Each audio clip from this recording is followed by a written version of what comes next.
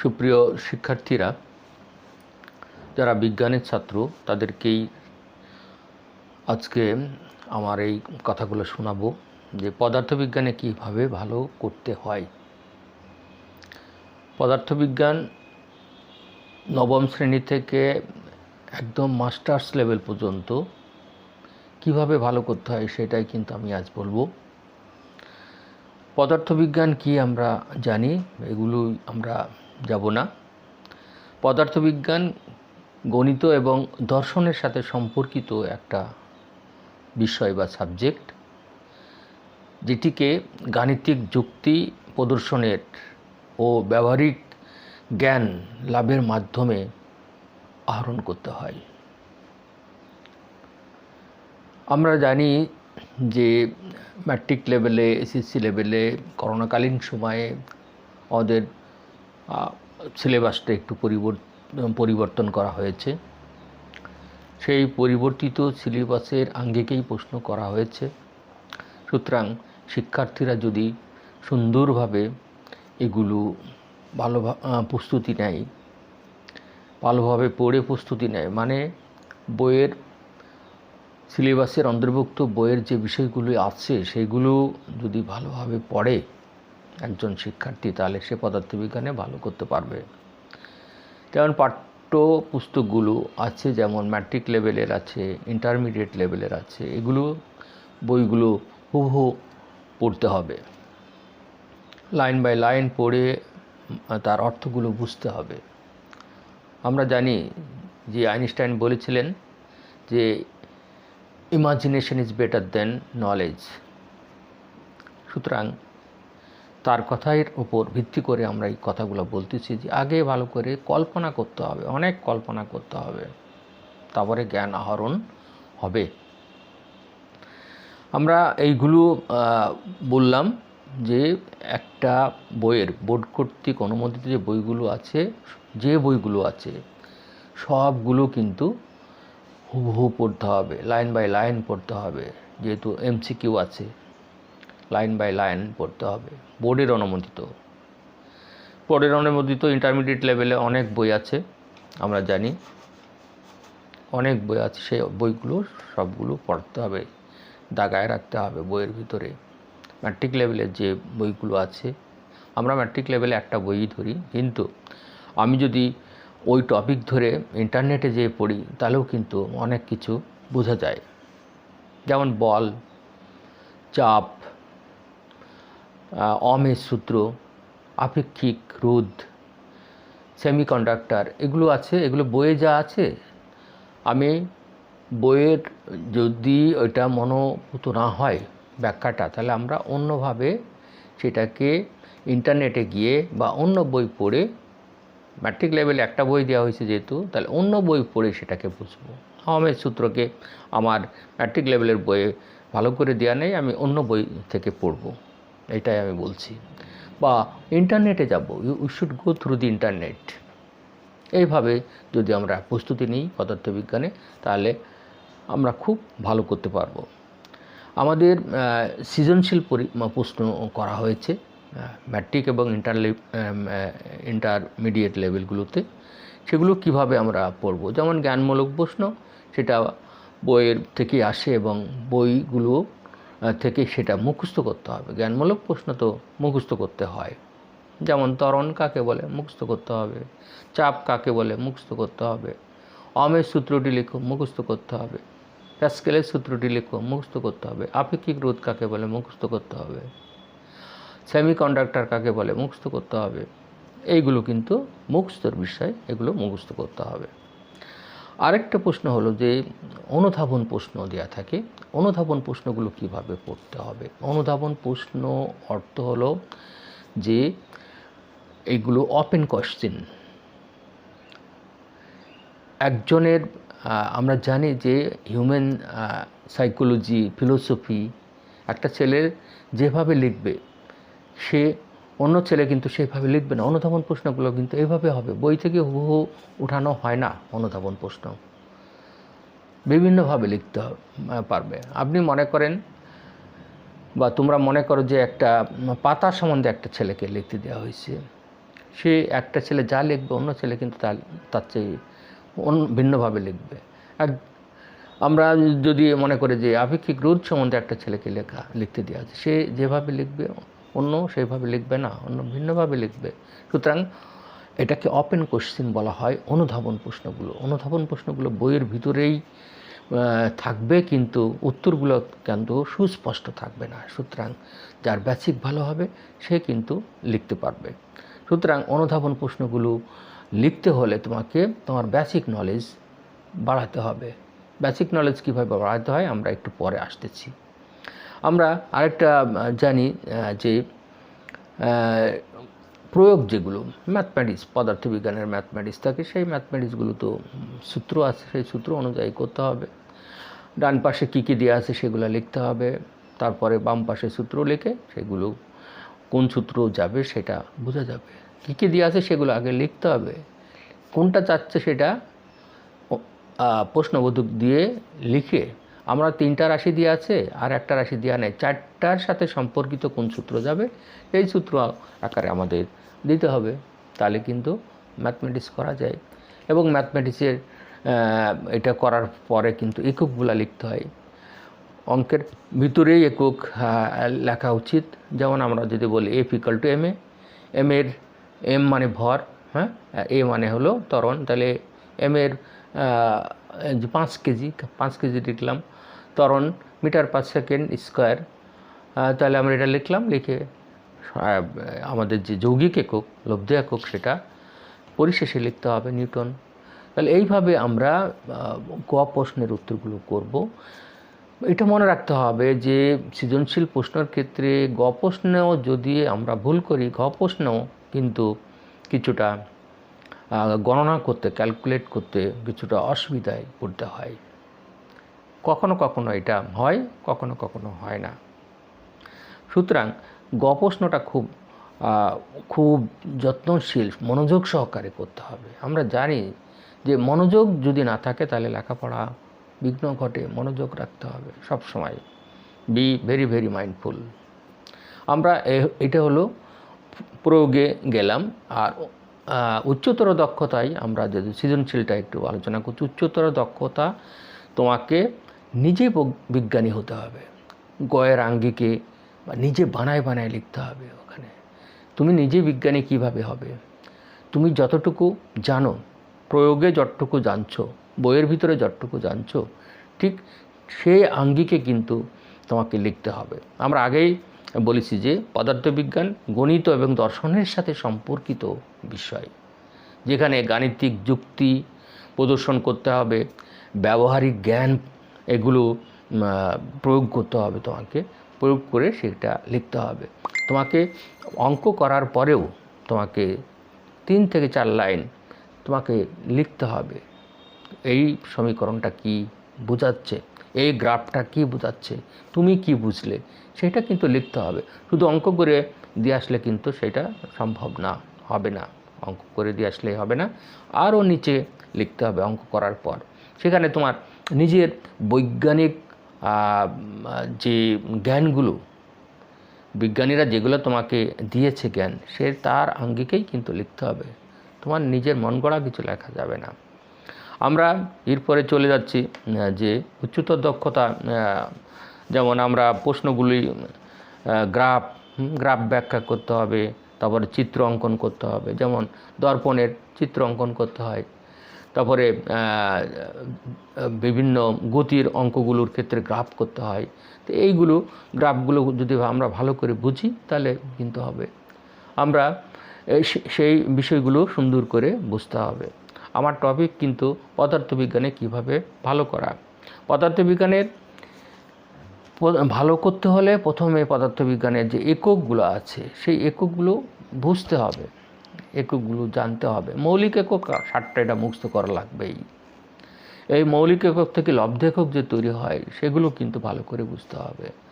যেমন আমরা বলের একক নিউটন, কাজের একক জুল, ক্ষমতার একক ওয়াট, হ্যাঁ, চাপের একক প্যাসকেল, কম্পাঙ্কের একক হার্টজ, হ্যাঁ, তড়িৎ প্রবাহ মাত্রার একক অ্যাম্পিয়ার, হ্যাঁ, বিভব পার্থক্যের একক ভোল্ট, এগুলো তো মুখস্থ করা লাগবে।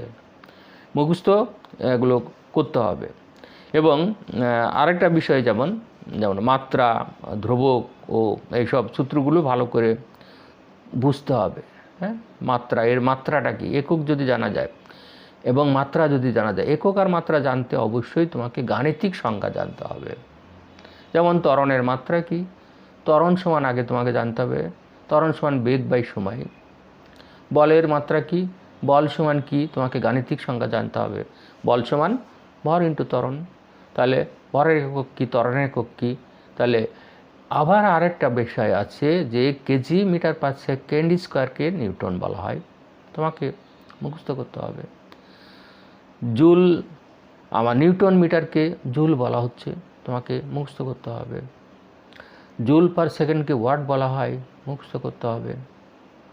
আবার বলা হচ্ছে পার সেকেন্ডকে হার্টস বলা হয়, এগুলো কিন্তু মুখস্থ করতে হবে। তার মানে যদি আমরা এই গাণিতিক সংজ্ঞা জানি, যদি গাণিতিক সংজ্ঞা না জানি তাহলে কখনো মাত্রা সমীকরণও তুমি লিখতে পারবে না, এককটাও কিন্তু তুমি লিখতে পারবে না। সুতরাং আমাদের গাণিতিক সংজ্ঞা এটা জানতে হবে। আমরা এরপরে যে জিনিসগুলো চলে আসছে, যে মাত্রা, ধ্রুবক, হ্যাঁ, ও সূত্রগুলি নানাভাবে বুঝে পড়তে হবে। যেমন বলের সাথে বল সমান ভর ইন্টু ত্বরণ। আমরা ভর যদি ধ্রুবক হয় তাহলে বল এবং ত্বরণের সাথে সম্পর্ক সমানুপাতিক, আমরা বলও সমানুপাতিক হয়।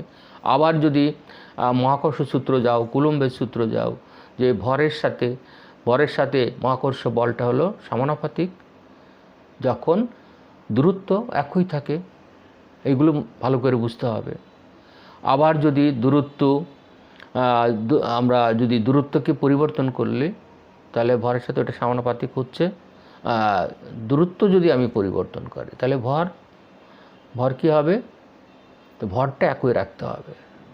তাহলে দূরত্বর সাথে বলের যে ব্যস্ত অনুপাতে পরিবর্তিত হয় সেটাও কিন্তু জানতে হবে, যে কোনটা ব্যস্ত অনুপাতে পরিবর্তিত হয়, কোনটা সমানুপাতে পরিবর্তিত হয়, এটাও কিন্তু জানতে হবে। আমরা জানি যে ব্যস্ত অনুপাতে যদি পরিবর্তিত হয় তাহলে এখানে ওই রাশিটাকে যদি আমি বাড়াই তাহলে যে রাশি, যেমন F equal to G m1 m2 by D square, যদি ডিকে আমরা বাড়াই তাহলে এফ কমবে। আমরা যদি ওহমের সূত্র বলি I equal to V by R, আরকে যদি আমরা বাড়াই তাহলে কি কারেন্ট কমে যাবে, আই কমে যাবে। আমরা যদি রোধের যে সূত্রগুলো আছে আর প্রপোর্শনাল 1/a, আমি যদি ক্ষেত্রফলকে, প্রস্থচ্ছেদের ক্ষেত্রফলকে বাড়াই তাহলে কিন্তু রোধ কমে যাচ্ছে। তার মানে ব্যস্ত অনুপাতে নিচের যে রাশিটা থাকে সেইটা যদি আমি চেঞ্জ করি, বাড়ালে অপরটা কমবে, এটা কমালে অপরটা বাড়বে, সেই জিনিসগুলো কিন্তু আমাকে জানতে হবে। এরপরে আমরা দেখব যে এক রাশির সাথে অন্য রাশির সম্পর্ক কি, এক রাশির সাথে অন্য রাশির সম্পর্ক কি তা ভালো করে বুঝতে হবে।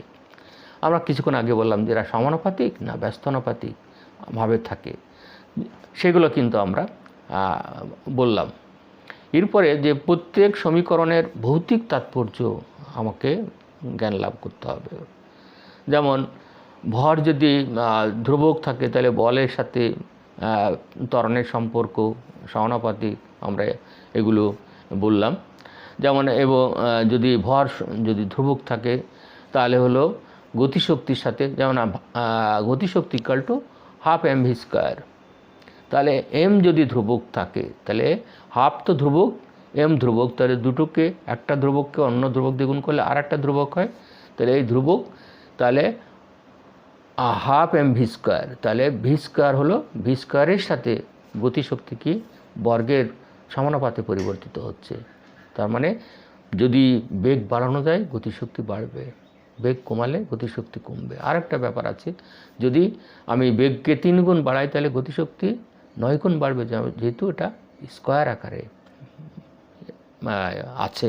আমরা যদি আরেকটা বলি যে কুলম্বের সূত্র F equal to K Q1 Q2 by D square, আমি যদি চার্জকে বা আধানকে যদি একই রেখে দূরত্বকে 3 গুণ বাড়ায়, তাহলে বল কত গুণ পরিবর্তিত হবে? কমে যাবে, বল কমবে।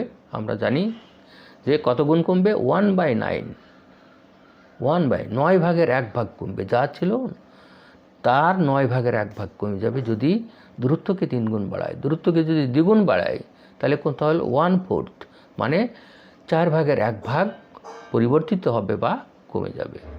এইভাবে যদি আমরা পদার্থবিজ্ঞানকে বুঝি তাহলে অতি সহজেই কিন্তু হয়ে যায়, কিন্তু আমরা সেটা বুঝতে চাই না, আমরা শুধু মুখস্থ করতে চাই না। দয়া করে মুখস্থ করবা না, এই জিনিসগুলো ভালো করে বুঝে বুঝে পড়লে পদার্থবিজ্ঞান একদম অতি সহজেই বোঝা যায়। কিন্তু এইগুলো যদি আমরা না জানি তাহলে উপর ক্লাসে গিয়ে কিন্তু পদার্থবিজ্ঞানের যে প্রয়োগ, সেই প্রয়োগগুলো কিন্তু আমরা বুঝতে পারবো না।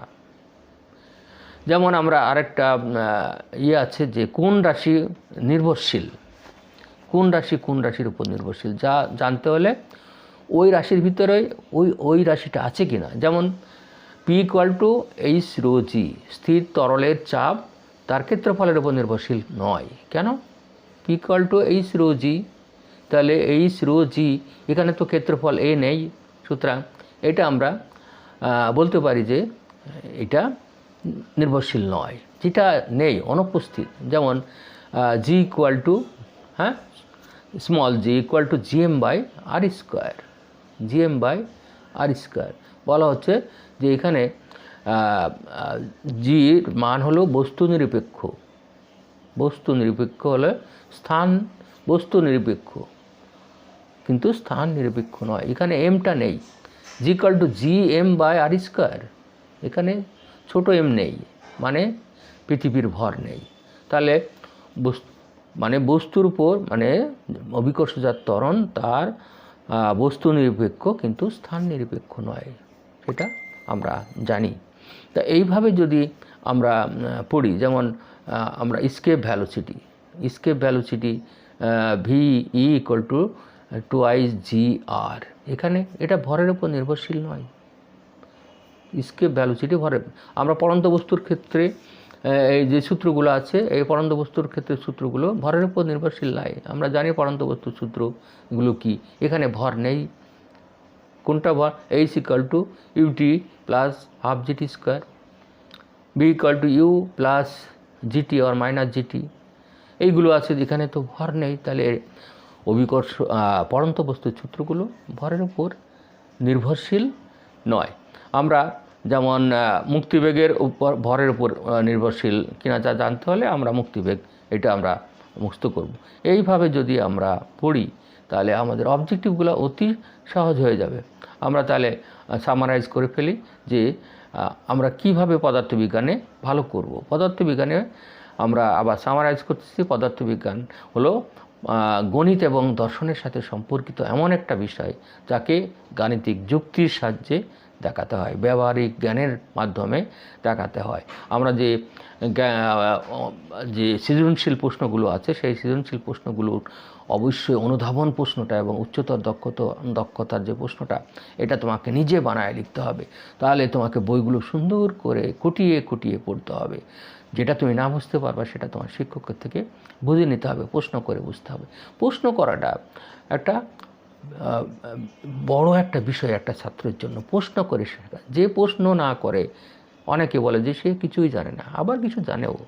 প্রশ্ন করে করে শিখতে হবে এবং ভুল থেকে শিখতে হবে, ভুল করে করে শিখতে হবে। হ্যাঁ, আমরা এরপরে যেটা বলেছি যে পদার্থবিজ্ঞান এককগুলো আমাদের জানতে হবে। এককগুলো জানতে হলে গাণিতিক সংজ্ঞা জানতে হবে। তারপর আমরা এক রাশি অন্য রাশির সাথে কেমন নির্ভরশীল, সে সমানুপাতিক আছে না ব্যস্ত অনুপাতে আছে, সেইটা তোমাকে দেখতে হবে। নিচে যদি থাকে তাহলে সমানুপাত, আর উপরে যদি থাকে, মানে হরে যদি থাকে হলো ব্যস্ত অনুপাত, আর লবে যদি থাকে সমানুপাত। আমরা একটা উদাহরণ দিলাম যে F = Q1 Q2/d²। তাহলে লবে কি আছে? K1 চার্জগুলোর লবে আছে, সুতরাং তারা বলের সাথে সমানুপাত। এবং নিচে কি আছে? দূরত্ব, তাহলে দূরত্বের সাথে ব্যস্ত অনুপাত আছে। আমরা এইভাবে কিন্তু প্রত্যেকটা জিনিস শিখব। যেমন G = gm/r², তাহলে আরটা কি? ব্যস্ত অনুপাত জি এর সাথে। আর পৃথিবীর ভর বা জি, ওটা তো আমরা জানি যে এটা ধ্রুবক, এইভাবে কিন্তু পদার্থবিজ্ঞানকে যদি আমরা বুঝতে পারি। এবং আরেকটা হলো যে তোমার একক এবং মাত্রাগুলো জানতে হলে গাণিতিক সংখ্যা জানতে হবে, কোন রাশির উপর নির্ভরশীল সেটা দেখতে হবে, যে ওই সমীকরণে ওই রাশিটা আছে কিনা, যদি না থাকে তাহলে এটা নির্ভরশীল নয়। আমরা যে কিছুক্ষণ আগে বললাম এইচ P=H ρg, এখানে ক্ষেত্রফল চাপ ক্ষেত্রফলের উপর নির্ভরশীল নয়, যেহেতু এখানে নেই। যে বস্তু G=Gm/r², এখানেও আমরা দেখলাম, আমরা যেখানে দেখলাম G=2gr, হ্যাঁ, বা স্কেপ ভ্যালোসিটি V=2gr, তাহলে 2gr মানে কি, এখানে তো ভর নেই, তাহলে আমরা বলবো মুক্তিবেগ কোনো বস্তুর, একটা যানবাহন উপরে মহাকাশযান যাচ্ছে, তার ভরের উপর সে নির্ভরশীল নাই, 2gr এর উপর নির্ভরশীল। হ্যাঁ, তা এই জিনিসগুলো যদি আমরা ভালো করে বুঝে পড়ি এবং আমরা যদি মনে করি এগুলো খুব ভালো করে জানবো, তাহলে পদার্থবিজ্ঞানে তোমরা অনেক ভালো হয়ে গেছো। তাই স্বাস্থ্যবিধি মেনে মনোবল দৃঢ় রেখে ভয়কে জয় করে পরীক্ষায় তোমরা অংশগ্রহণ করো, তাহলে খুব ভালো করতে পারবো। যারা উচ্চতর শিক্ষায় শিক্ষিত হচ্ছ, তোমাদের পদার্থবিজ্ঞান বেসিক নলেজটা এইভাবেই তোমাদের আহরণ করতে হবে। শুধু বই মুখস্থ করে গিয়ে লিখে দিয়ে আসলাম, তাহলে আমাদের বিজ্ঞান জগৎটা কী হবে, আমরা প্রয়োগ করতে পারবো না কোনো কিছু। হ্যাঁ, বিজ্ঞানী হতে হলে তোমাকে এই সূত্রগুলো প্রয়োগ করা শিখতে হবে। আমি মুখস্থ করলে কিছু হবে না, কখনোই মুখস্থ জিনিসটা টোটালি ছেড়ে দাও।